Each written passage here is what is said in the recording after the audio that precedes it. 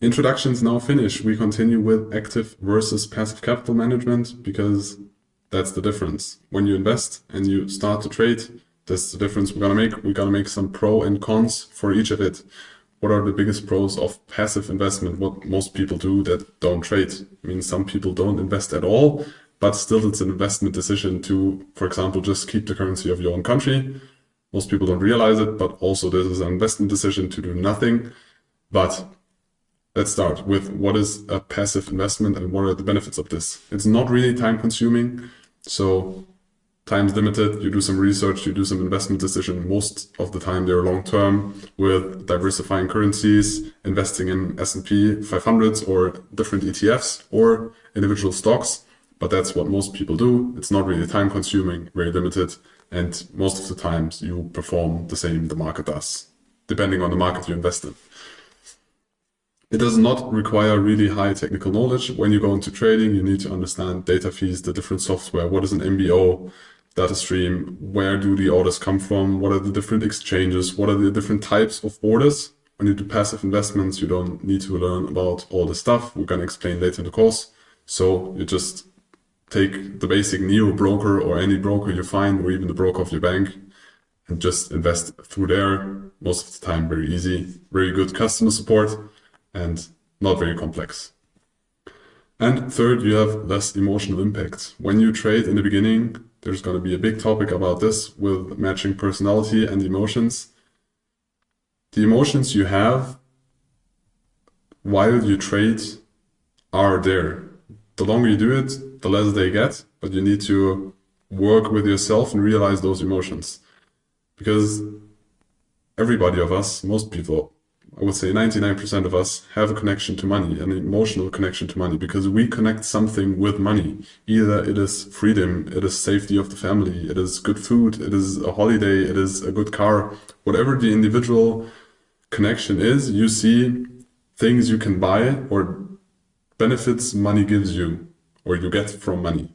So you see when capital is positive, most likely you have positive emotions. When you lose money or capital is negative, you have negative emotions, you feel stress, you feel maybe anxiety. So when you do passive investments, yes, you also have an impact because when the market crashes, you also realize it because the information of a market crash will reach you, but it is way less than trading. So it's more like a roller coaster than trading. And when you invest passively, it's more like a highway, and sometimes there's intersection and you need to change the highway, but it's not as much as a roller coaster going up and down. So what are the cons of passive investment? The returns are kind of limited. With passive investments, or to outperform the market with passive investments, kind of unlikely. Of course, it is possible. It also depends on what market you take as a reference. If you live in Europe, if you take the Euro Stoxx 500 or the DAX, or in the US, you take the S&P 500. But if you do or decide for less investment decisions, of course, if you have a lucky pick in NVIDIA, it's going to be a very good passive investment, but most of the times the outperformance is very limited.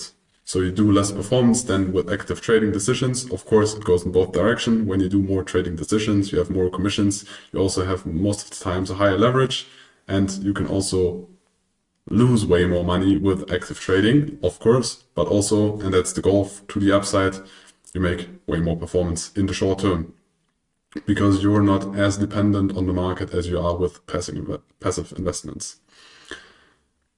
You have less ability to hedge or adapt to adverse market conditions when you do passive investment. Of course, you can hedge, but also this impact gonna be way less. And the possibility to adapt to adverse market conditions, for example, when there's a big COVID crash or oil prices went negative, it's more unlikely because you're not as deep into the topics or into the markets or in the things that happen, that the delay most of the times is too high until you get the information that something happens. Then you build a strategy, analyze, and implement this in your passive investment. So the likelihood of you being hedged for big macroeconomic events, start of wars, whatever, is less. And you need a lot of capital to sustain a lifestyle out of the yield because you make less performance. because you make less performance. Your account is not really growing if you take out all the performance, and you just made less gains. So it's gonna be more difficult. You need more capital to live or sustain your lifestyle out of passive investments. So the competitor to passive investments is the active trading. What are the pros of that? You can, like I already explained, make higher returns because you are more flexible. You can cut out the small pieces out of the markets and don't just take the gain over a long period. You can take advantage of adverse market conditions because it's very likely that you are at the screen or are in sync with the markets when these adverse market conditions happens, like somewhere a war starting or COVID is kicking in, or there is trouble in a country because of the politics or because of the society. And it's very likely that you are there, so you can take advantage of this and react individually. And in trading, you're always up to date. When you do passive investments, it's more unlikely that you update yourself regularly. Most people that do passive investments get information about their investment, currency, stock, whatever, through push. So if something happens, it pops up in their feed, but it's not about trying to get data about an investment decision regularly. What you're doing through trading, you're always looking to the news. You're catching up on the news. You're checking what's the next news that's going to get published. When there's a big topic that happens, you get through your news feed, you get direct information notification, what happened, and then update your investment decisions. So you are more in sync with markets and you're always up to date, which you are most of the time not with passive investments. What are the cons? You have a very high risk of failure. Yes, you have with trading. Most people lose money trading. In some brokers, it's 60%. On brokers with conflicts of interest, it's 80, 90% because it is a very hard game. And you know your competitors, we explained them already. The risk to fail in active trading is way higher than in passive investments, so you need to decide for yourself if that's worth for you, but most likely you decided that you want to step into this game and master it. That's why you are here, but it's still important to know this. You have a very long learning curve. It's unlikely, or not a lot of people step into trading and are profitable from day one. It's a learning curve. You need to learn strategies. You need to learn different markets. You need to test yourself. You need to test what's good for you, what markets you like, what way of trading you like, and also what works. And then also realize the psychology, realize fear and greed. All of us humans have it. How to manage this and how to realize this and how to use it for trading and not be too much influenced by those emotions. And trading is time consuming.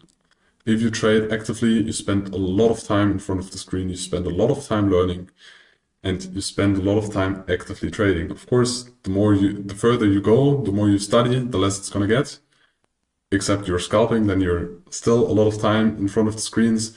But the more you get into your routines, the more you get into your process, and the less active you need to think about, the better it's gonna get. But in the beginning and also while trading, it's very time consuming.